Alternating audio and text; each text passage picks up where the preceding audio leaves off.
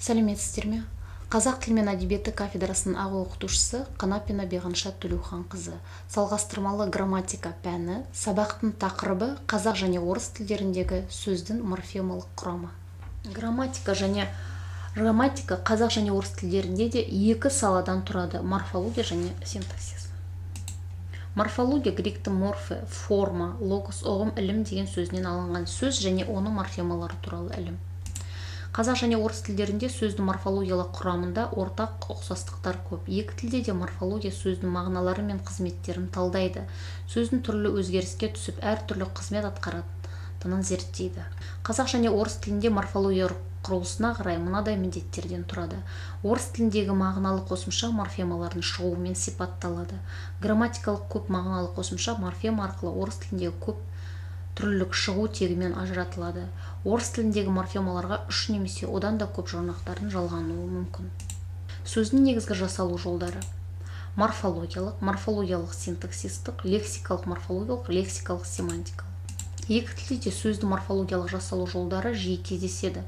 Орыс тілінде морфологиялық жасалу жолдары бірнеше түрге бөлінеді: жалғаусыз, мысалы, кричать, крик, сухой, суш. Қазақ тіліне қарағанда орыс тілінде жұрнақ қосылу арқылы жасалатын сөздер жиі кездеседі. Орыс тілінде адамның мамандығына, кәсібіне байланысты жұрнақтар мол: чик, шик, дел, ник, ниц, тағы басқалар.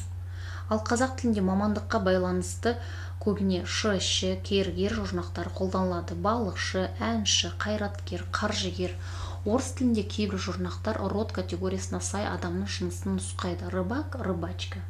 Қазақ тілінде грамматикалық род болмағандықтан жынысын қыз бала, оқытушы, әйел, еркек, бұзау деген сөздер арқылы білуге болады. Мысалы, қыз бала, оқытушы, әйел. Орыс тілінде сөз кішірейіп өзге мағынасын ашатын жұрнақтар: очк, ечк, оник, ушк, юшк, икчик. Ал қазақ тілінде кішірейтіп, еркелетіп көрсететін жұрнақтар тек өсімдіктерге, үй тұрмысына қолданылатын заттарға байланысты айтылады. Мысалы, төбешік, ойыншық, ботақан, әжетай, ататай, кітапша, көпірше, құлыншақ. Морфологиялық синтез тәсіл орыс тілінде ойы қосалқылар арқылы қосарланып, ал қазақ тілінде екі сөздің қосылуы арқылы жасалады: өмірбаян, еңбекақы. Орыс тіліндегі қосарланып жасалған сөздер қазақ тілінде екі сөз арқылы беріледі. Мысалы, огнетушитель, өрт сөндіргіш, конина, жылқы еті.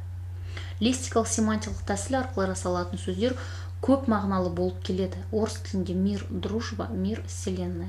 Көп мағыналы қазақ сөздерінде де тән құбылыс. Мысалы, алу етістігі бір затты қабылдау, ие болу. Сөз алу, бір затты қолмен ұстау, туды, алу, қолына алды, анды, қолға түсіру, ұстау. Алу етістігі басқа да сөз тіркестері ішінде ауыспалы мағынада қолданылады: асырап алу, жау жағадан алды, көзге жас алу, сәлем алу, тағы басқалар.